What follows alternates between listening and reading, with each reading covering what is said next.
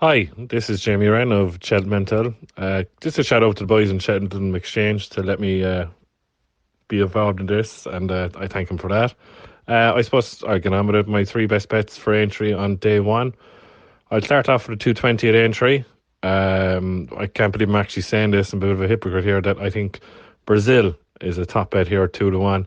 Would have gone down as a very unlucky loser to Gaelic Warrior in the Boodles. Got hampered at umpteen amount of times by Gaelic Warrior and at the second hurdle. It's 2-1. I know now it was rated £11 inferior to Pied Piper on the flat, but Pied Piper just doesn't seem to do it for me off the bridle. So I will go with Brazil in the 220, the Juice Anniversary 4-year-old juvenile hurdle. The next bet is 330. I will be taking on Zania here, and I still think Epitant, even though doesn't do it for me anymore, but I still can't see Zania here will beat Epitant. Epitant is here 15 day 2-1 best price. I think for me she still is a better horse than Zania here. Proves it was second in the champion hurdle. I know Zania here is ex off the flat, would probably suit him off a flat track and the step up and trip. But I think the old class act of the race is still Epitant, and it'll be Epitant for me. And finally, in the 405, nothing unoriginal here. The best horse in the race off 145 is Jet. It used to train by Jessica Harrington, known by the Whaley Coins. It's 3-1 here. Remember going back a few starts ago, it was third to Two for Gold, second to Fakir Dudery in the Ascot Chase. Remember, if you watch back to Grand National last year, it was 8 and it jumped well. It just probably wasn't good enough on the day, but I'd say it's good enough to win this. And it's probably my best bet of the day, 3-1. It's Jet. So thanks, lads, and we'll talk to you tomorrow. Scotty Rudderham, and these are my day one Thursday picks for the Grand National meeting. Starting in the 145, the Manifesto, Grade 1 Novices Chase, pick Dory for Paul Nicholls. He skipped the Cheltenham Festival and he has won 3 out of 5 this season, and it should have been 4 when he fell in the Berkshire Novices Chase at Newbury when he had the race at his mercy. His last run in the Scilly Isles, behind L'Homme Pressé and Mr. Coffee, who also placed in the Kimura at the festival. That reads well. Week Grade 1, he will take all the beating, and he is my pick to win.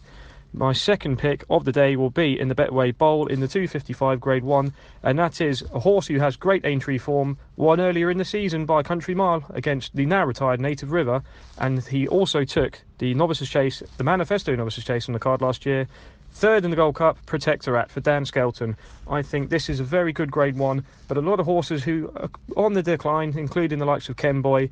Eldorado Allen had a few tough races this season. I think this one is one for Protectorat.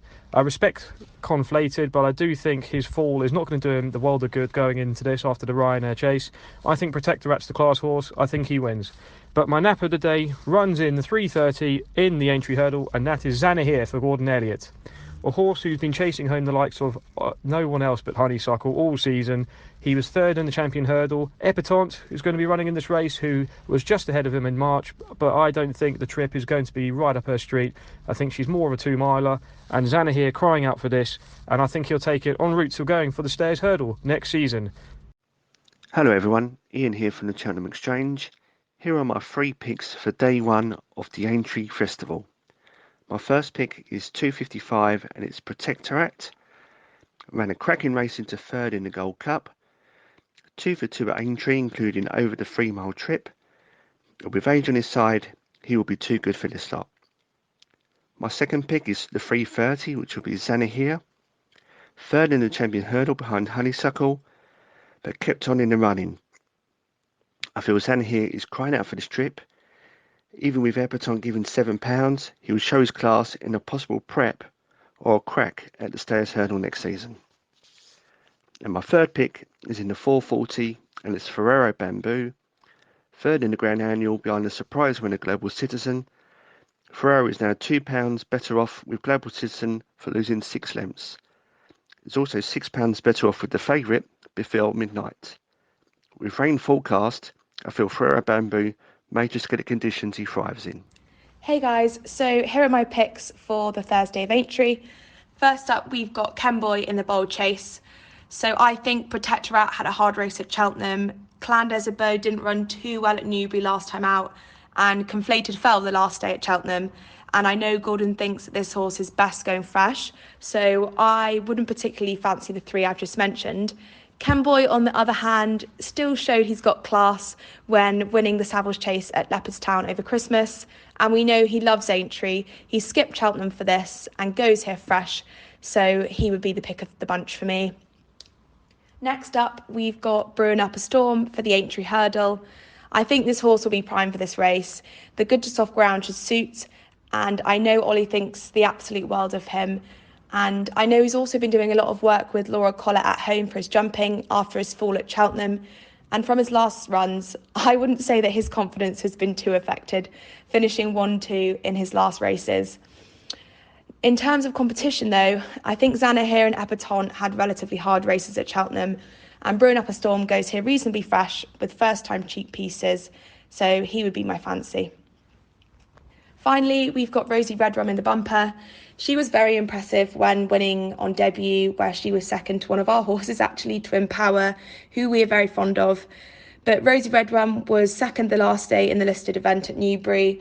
And as a strong traveller, I do think the first-time hood here will help her, as well as the usual tongue tie, to help with settling her down. And I would love to go and see her win it for the Milton Harris team. Hi, this is John here from the Cheltenham Exchange with 3 day 1 picks for the Aintree Festival, which starts on Thursday. My first pick is Xana here in the Aintree Hurdle, where I am hoping the step up in trip will help him overturn the positions with a mare Epatante who beat him into third in the Champion Hurdle at the Cheltenham Festival last month. For my second pick, I am chancing Gin on Lime in the Manifesto Chase, who missed the Cheltenham Festival and comes here fresh, getting £7 off the boys. Finally, my third choice is Porlock Bay, each way in the Hunter's Chase, who also bypassed the festival to return to the intermediate distance with Will Biddick once again in the plate. Biddick has said he hopes this will help return the spark back to the 2021 Cheltenham Festival winner. Good luck with all your bets, folks. Hi, Lauren here to give 3 selections for day 1 of the Aintree Festival in the run-up to the Grand National this Saturday. Going in time order, I'm starting with the first race of the festival and my selection in a race which has pretty much been crucified for being a Grade 1 online, but someone's got to win it and I think Pick Dory could be that one. You won't be able to celebrate till he's over the last, as he does wear his heart on his sleeve, and he certainly isn't without jumping errors. But he has the form of following home one of the very best novice chasers this season in Long Press. He ended up third in that race because he tried to go with the now Brown Advisory winner, but he's come out and won since, beating the reopposing Miller's Bank, so he's the one for me in this. Something you do have to be very cautious about at Aintree is how much of a mark Cheltenham may have left on the horses, and that could be the case with my next selection. But we have got Friday and Saturday to learn if that is the case. So Epatante is the best horse in the Aintree Hurdle, that is for sure. The question marks are the step up in trip and if she's over the top. In her 4 seasons over hurdles, she's only run once after the Champion Hurdle. That was at Punchestown and she was third. However, that was to Honeysuckle and Sharjah, who were the 2 best horses in the division at that time, arguably still. Honeysuckle, certainly. And Epatante doesn't have that kind of quality against her here. So if she does stay the extra, I really think she should beat the field. My final selection for tomorrow is a lovely little mare called Ashroe Diamond in the Mares National Hunt Flat Race to round off the card, and she has some great form lines to analyse. I had the pleasure of witnessing her 4th at the Dublin Racing Festival, but the first 5 all finished in a very, very small heap with half a length separating them. The 5th in that race, Pink in the Park, was second last weekend to a horse called Doran's Weir, who in her previous race was within a length second to the Nice Guy, who went and won at the festival. The horse who finished third in the Dublin race, Liberty Dance, has also gone out and won since, so it's really good form and all of those horses will be winning races.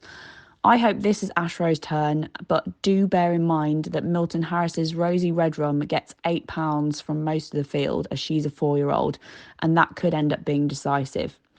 Good luck with selections and enjoy day 1. The first of my 3 fancies for day 1 of the Aintree meeting comes in the opener. It is Pick Dory for Paul Nicholls, Harry Cobden, already a 2-time Grade 2 winner. This is pretty much a Grade 2 anyway, so he's going to take a hell of a bit of beating, I think. Second race is my second fancy. It's Photonet for Venetia Williams. Big price, maybe just an each way muggy play, but I think the French form's okay. She travels like an absolute beast. So Pied Piper will be tough to beat, but I'm hoping for a big run from Photonet all the same. And then my third and final selection comes in the Fox Hunters, the 405. Stand Up and Fight for Enda Bolger and JP McManus. This is a horse I've thought has always been suited, or would have always been suited to Aintree Test. Abby O'Connor rides. She's got a really good record on the horse, and I think at a massive, massive price, this horse can go very, very well. Be lucky. Hi, this is Alex here to give my day one selections for the Aintree Festival for the Cheltenham Exchange. In the first race, I'm siding with Gin on Lime. She's a tough front-running mare who's been kept fresh since somehow winning at Cheltenham. I still don't know how Rachel managed to stay on board. In the second race, the 220, I'm siding with Pied Piper. He looks the class horse of the race, and I think the top three from the Triumph will all end up being top class. And finally, in the 440, I'm siding with Bold Enough, the Henry de Bromhead horse. He had a good third here last year in the amateur riders race. He then started over fences, won his two starts over fences running prominently. Next four races he's been held at the back, and to me it just screams an Irish handicap plot job.